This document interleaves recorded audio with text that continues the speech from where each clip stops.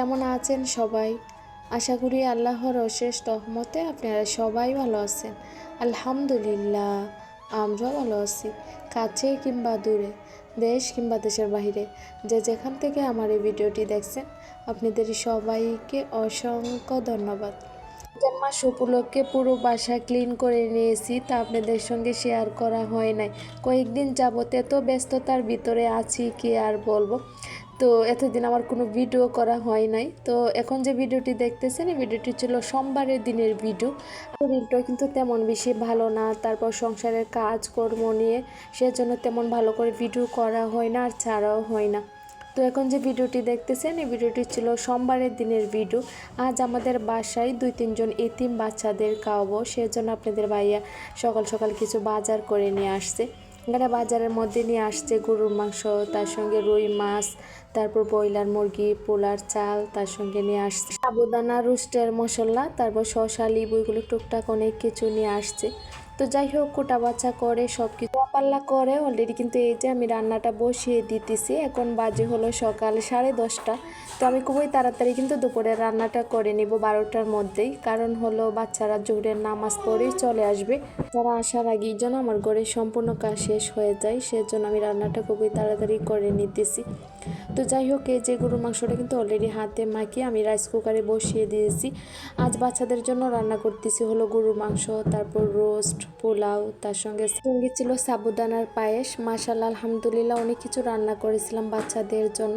তো সম্পূর্ণ রান্না বাড়া খাওয়া দাওয়া কোনো কিছু আপনাদের সঙ্গে ভালো করে শেয়ার করা হয় নাই, কারণ বাচ্চাদেরকে খাওয়াচ্ছি, এগুলো ভিডিও করতে আমার কাছে ভালো লাগে নাই, জন্য তেমন কোনো ভালো করে ভিডিও করা হয় নাই। তো যতটুকুই পেরেছি আপনাদের সঙ্গে শেয়ার করার চেষ্টা করেছি। তো যাই হোক, এই যে আপনাদের ভাইয়া রমজান মাসের বাজার নিয়ে চলে আসছে। অনেক আপুদের কিন্তু বাজার করা হয়ে গেছে, আমাদের ইদারিং রমজান মাসের বাজার আসতে একটু লেট হয়েছে। তো যাই হোক, এখানে আপনাদের ভাইয়া 2বারে বাজার করে নিয়ে আসছে। প্রথম বাজারে নিয়ে আসছে হলো মসুরি ডাল, তার সঙ্গে খেসারি ডাল, জিরা, তারপর 2 রকমের বুট, তার সঙ্গে আদা, ট্যাং, তো এগুলো টুকটাক অনেক কিছুই নিয়ে আসছে। তার সঙ্গে পেঁয়াজ, রসুন, এগুলো নিয়ে আসছে। তো এগুলো কিন্তু প্রায় আমার গোছানো হয়ে গেল। তারপর কিছুক্ষণ পর আবার আপনাদের ভাইয়া নিচে গিয়ে আবার বাকি বাজারগুলো করে নিয়ে আসছে। আমার এই ভিডিওটি যদি ভালো লাগে একটি লাইক দিয়ে দিবেন, আর এখনও যারা আমার চ্যানেলটি সাবস্ক্রাইব করেননি, প্লিজ আমার চ্যানেলটি সাবস্ক্রাইব করে নেবেন।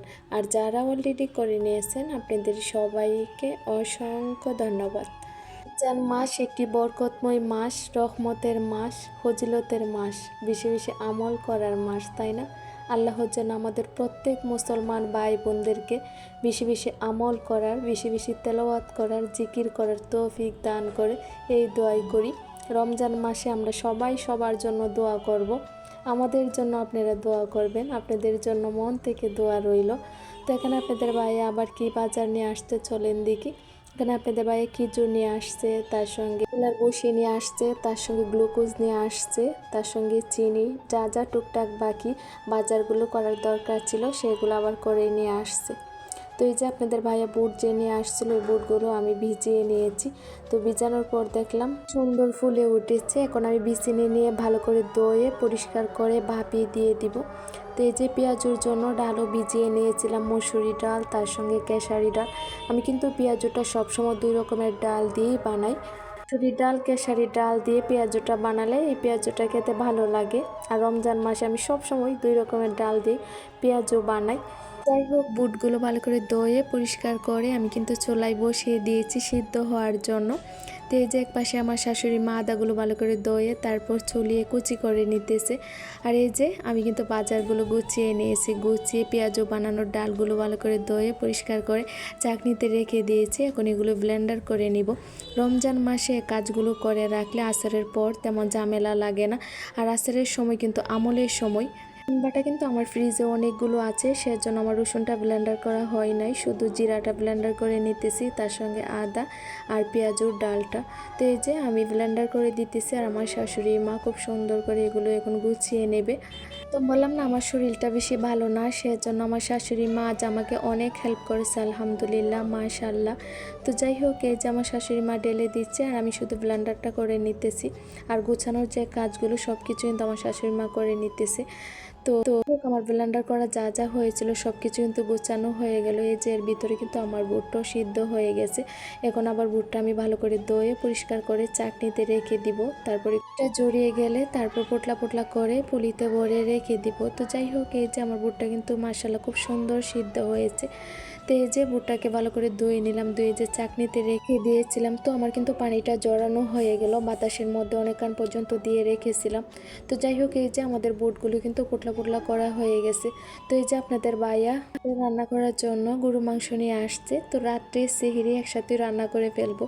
তার সঙ্গে নিয়ে আসছে চিংড়ি মাছ। তো এই যে এখন আমরা সব কিছু কোটা বাছা করে রাত্রে আর সেহরি রান্না একসাথে রান্না করে নিব।